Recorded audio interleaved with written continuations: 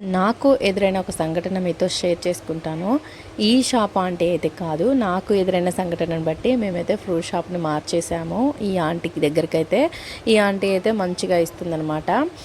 మంచి మంచి కాయలు కూడా మాకు ఇస్తూ ఉంటుంది. ఇంకా నాకు ఎదురైన సంఘటన ఏంటి అంటారా? ఒక ఫ్రూట్ షాప్కి అయితే వెళ్ళాము. వెళ్తే యాపిల్స్ ఇవ్వండి ఆంటీ అంటే ఆమె ఏం చేసిందంటే 2 యాపిల్స్ మంచివి, ఒకటి పాడైపోయిన యాపిల్ అనమాట. 100 రూపీస్ ఇవ్వమంటే ఫస్ట్ 3 చేతిలోకి తీసుకొని ఒకటి పాడైపోయింది కవర్లో వేసేసింది. 3 ఒకేసారి వేసేసింది. అయ్యో ఆంటీ పాడైపోయిన కాయ వేశారంటే, అమ్మ చూడలేదమ్మా, నేను చూసుకోలేదు, సారీ ఏమనుకోకని తీసి దాన్ని బయట పెట్టేసి మళ్ళీ మంచి యాపిల్స్ వేసింది. సరేలే, చూడకుండా ఎవరైనా మిస్టేక్ చేస్తారు కదా అనుకున్నాను. ఇంకా గ్రేప్స్ కూడా తీయటి గ్రేప్స్ ఇవ్వమని సెలెక్ట్ చేసి మరీ ఇచ్చాను. అయితే నేను చూడకముందు ఏం చేసింది, రౌండ్ ఉన్న గ్రేప్స్ని మధ్యలో వేసేసి పైన మాత్రం స్వీట్ గ్రేప్స్ వేసిందనమాట.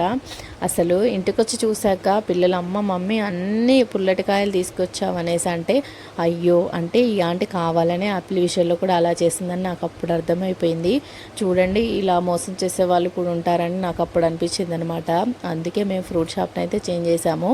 నాతో పాటు ఇలాంటి సంఘటన మీకు ఎవరికైనా జరిగి ఉంటే తప్పకుండా నాతో షేర్ చేసుకోండి. అసలు నేనైతే అప్పటి నుంచి చాలా చూసుకుంటూ ఫ్రూట్స్ అయితే తీసుకుంటూ ఉంటాను. ఓకే అండి.